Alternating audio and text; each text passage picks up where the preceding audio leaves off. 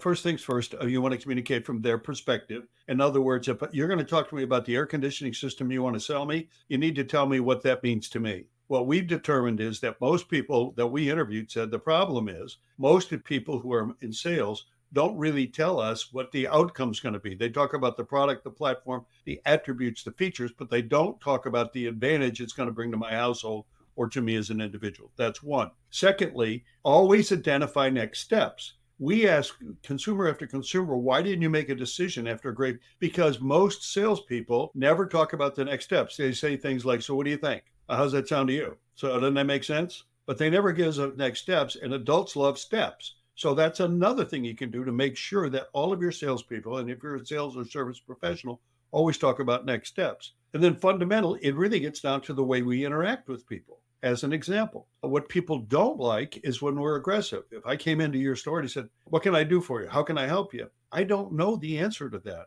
I'm coming with a problem or I'm looking for something. Why don't we start out? Thank you so much for coming into the store. How may I help you? Is what many people have been taught. But how about thank you for coming into the store? And I'll give you an illustration. Lexus, when you go into a dealership, they ask you, why do you want to buy a Lexus? And people say, this is why I want to buy a Lexus. And the bottom line is, then the next question they ask is, who do you want to buy it for? By the time you answer those two questions, you're already told the story. Now the only question is, what color do you want? So it's about engaging them and getting the consumer to tell their story. One of the complaints I heard over and over again on hundreds of people I interviewed is salespeople don't let the consumer tell their story. They're much more focused on trying to solve a problem, which is fine. But unless I have the whole story, I perhaps will miss an opportunity to solve the whole problem. And I'll just give you a couple Yeah. other things. Be careful how you communicate with people. Salespeople all the time, I'm calling to follow up. What does that mean? What does that mean? You're calling to follow up. I got nothing more to offer you, Art, but I'm just hoping you made a decision.